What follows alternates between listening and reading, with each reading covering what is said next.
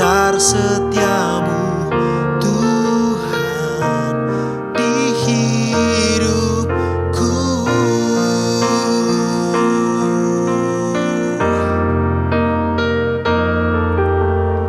Yesus, Engkau juru selamatku, dalam janji-Mu kemenanganku. Selamanya kan ku nyatakan besar setiamu Tuhan di hidupku. Besar setiamu Tuhan di hidupku. Besar setiamu Tuhan di hidupku.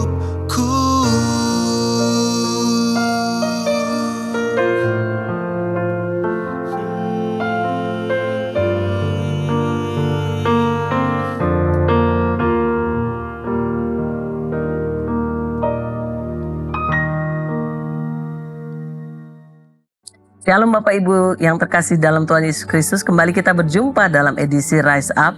Kali ini kita akan membahas dari 1 Samuel pasal yang pertama. Dan ayat yang akan diketengahkan adalah ayat 10-11. Dan dengan hati pedih ia berdoa kepada Tuhan sambil menangis terseduh-seduh.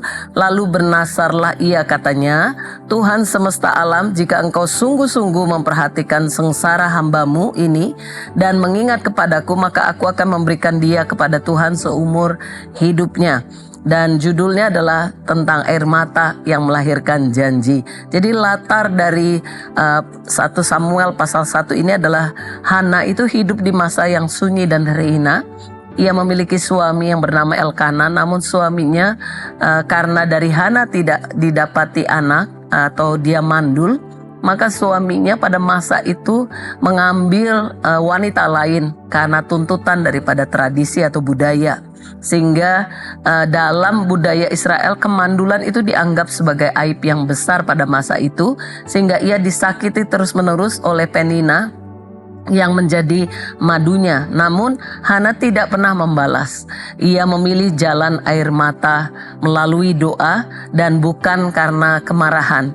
Lalu ia datang di tempat sunyi di bait Allah, dan disitulah di tengah-tengah yang namanya kesunyian, dia menangis terseduh-seduh di hadapan hadirat Tuhan dan janji Allah lahir di sana. Jadi poin yang akan diberikan kepada kita semua adalah satu poin bicara tentang Tuhan itu mengubah air mata menjadi benih janjinya. Dan setiap tetes air mata Hana itu adalah sebuah bahasa di dalam tangan Tuhan, di mana tidak sekedar menangis karena sedih, ia itu menyemai di dalam air mata dan doa dengan iman yang dia taruhkan di bawah kaki Tuhan. Air mata yang ditabur di hadapan hadirat Tuhan itu tidaklah sia-sia.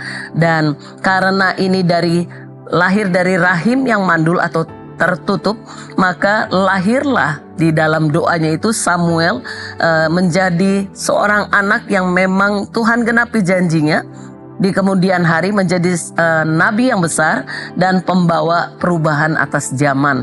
Di masa itu Tuhan tidak berbicara dan lama tidak berbicara, dan bahkan pada masa itu orang hidup dengan mau-maunya sendiri. Dan kata Samuel di sini adalah artinya didengar oleh Allah. Ini bukan hanya arti dari nama Samuel tersebut, tapi ini menjadi tanda buat kita semua bahwa Tuhan masih mendengar doa yang keluar dari hati. Hati yang seperti apa? Yang hancur. Hati yang mengalami kelemahan-kelemahan dalam kehidupannya, tetapi ia tetap percaya kepada Tuhan. Dan yang menarik, Hana tidak pernah tahu kapan waktunya, namun ia tahu kepada siapa ia harus berseru, kepada siapa ia harus datang, dan kepada siapa pribadi yang tepat untuk memahami dan mengerti isi hatinya, dan ia tahu sekalipun ia tidak mengerti tentang proses yang harus dijalani, ia memilih untuk tetap percaya kepada pribadi Tuhan yang setia. Karena itu, apa yang harus kita kerjakan ketika kita dalam masa-masa sulit? Mungkin ada yang masa di mana mengalami seperti kemandulan rohani, tidak melihat hasil dalam usaha seolah-olah tertutup, dan bahkan ketika doa tidak mendengar jawaban dan merasa kita seperti left behind, kayak tertinggal. Orang-orang lari maju sementara kita tertinggal. Hari ini Tuhan sedang berkata kepada setiap pribadi kita, jangan berhenti berdoa.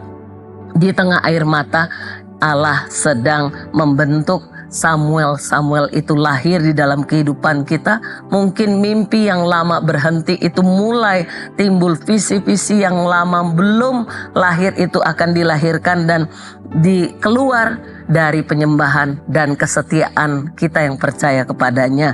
Air mata di hadapan manusia mungkin adalah kelemahan, tapi air mata di hadapan Tuhan adalah benih kebangkitan. Mari kita berdoa. Bapa, kami mau datang kepadamu.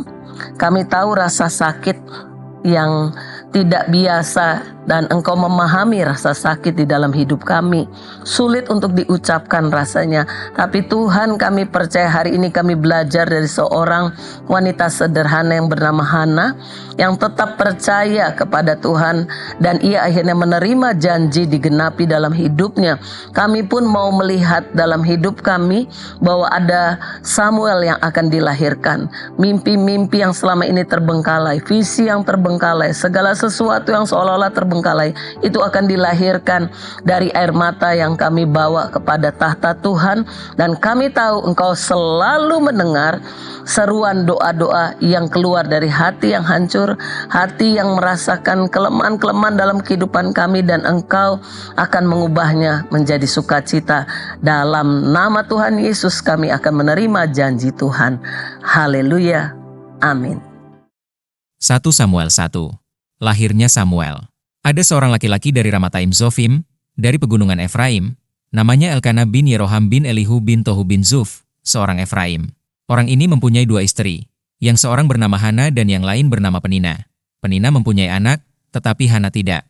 Orang itu dari tahun ke tahun pergi meninggalkan kotanya untuk sujud menyembah dan mempersembahkan korban kepada Tuhan semesta alam di Silo. Di sana yang menjadi imam Tuhan ialah kedua anak Eli, Hofni dan Pinehas. Pada hari Elkana mempersembahkan korban, diberikannya kepada Penina, istrinya, dan kepada semua anaknya yang laki-laki dan perempuan masing-masing sebagian. Meskipun ia mengasihi Hana, ia memberikan kepada Hana hanya 1 bagian, sebab Tuhan telah menutup kandungannya. Tetapi madunya selalu menyakiti hatinya supaya ia gusar, karena Tuhan telah menutup kandungannya. Demikianlah terjadi dari tahun ke tahun. Setiap kali Hana pergi ke rumah Tuhan, Penina menyakiti hati Hana, sehingga ia menangis dan tidak mau makan. Lalu Elkana, suaminya, berkata kepadanya, Hana, mengapa engkau menangis dan mengapa engkau tidak mau makan? Mengapa hatimu sedih? Bukankah aku lebih berharga bagimu daripada 10 anak laki-laki? Pada suatu kali, setelah mereka habis makan dan minum di Silo, berdirilah Hana, sedang Imam Eli duduk di kursi dekat tiang pintu bait suci Tuhan. Dan dengan hati pedih ia berdoa kepada Tuhan sambil menangis terseduh-seduh. Kemudian bernazarlah ia, katanya, Tuhan semesta alam, jika sungguh-sungguh engkau memperhatikan sengsara hambamu ini dan mengingat kepadaku dan tidak melupakan hambamu ini, tetapi memberikan kepada hambamu ini seorang anak laki-laki, maka aku akan memberikan dia kepada Tuhan untuk seumur hidupnya dan pisau cukur tidak akan menyentuh kepalanya. Ketika perempuan itu terus-menerus berdoa di hadapan Tuhan, maka Eli mengamat-amati mulut perempuan itu. Dan karena Hana berkata-kata dalam hatinya dan hanya bibirnya saja bergerak-gerak, tetapi suaranya tidak kedengaran, maka Eli menyangka perempuan itu mabuk. Lalu kata Eli kepadanya, berapa lama lagi engkau berlaku sebagai orang mabuk? Lepaskanlah dirimu daripada mabukmu. Tetapi Hana menjawab, bukan, tuanku, aku seorang perempuan yang sangat bersusah hati. Anggur ataupun minuman yang memabukkan tidak kuminum, melainkan aku mencurahkan isi hatiku di hadapan Tuhan. Janganlah anggap hambamu ini seorang perempuan dursila, sebab karena besarnya cemas dan sakit hati aku berbicara demikian lama. Jawab Eli, pergilah dengan selamat, dan Allah Israel akan memberikan kepadamu apa yang engkau minta daripadanya. Sesudah itu berkatalah perempuan itu, biarlah hambamu ini mendapat belas kasihan daripadamu. Lalu keluarlah perempuan itu, ia mau makan dan mukanya tidak muram lagi. Keesokan harinya bangunlah mereka itu pagi-pagi, lalu sujud menyembah di hadapan Tuhan. Kemudian pulanglah mereka ke rumahnya di Rama. Ketika Elkana bersetubuh dengan Hana, istrinya, Tuhan ingat kepadanya.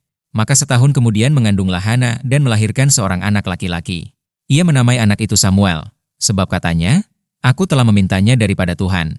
Elkana, laki-laki itu, pergi dengan seisi rumahnya mempersembahkan korban sembelihan tahunan dan korban nazarnya kepada Tuhan. Tetapi Hana tidak ikut pergi, sebab katanya kepada suaminya, "Nanti apabila anak itu cerai susu, aku akan mengantarkan dia, maka ia akan menghadap ke hadirat Tuhan dan tinggal di sana seumur hidupnya." Kemudian Elkana, suaminya itu, berkata kepadanya, "Perbuatlah apa yang kau pandang baik. Tinggallah sampai engkau menyapih dia. Hanya, Tuhan kiranya menepati janjinya."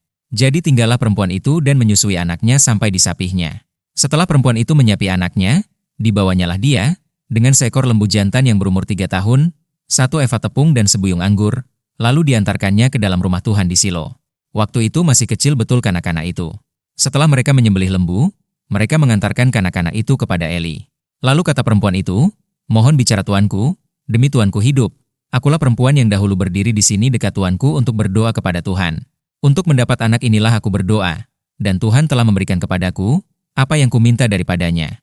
Maka aku pun menyerahkannya kepada Tuhan. Seumur hidup terserahlah ia kiranya kepada Tuhan." Lalu sujudlah mereka di sana menyembah kepada Tuhan.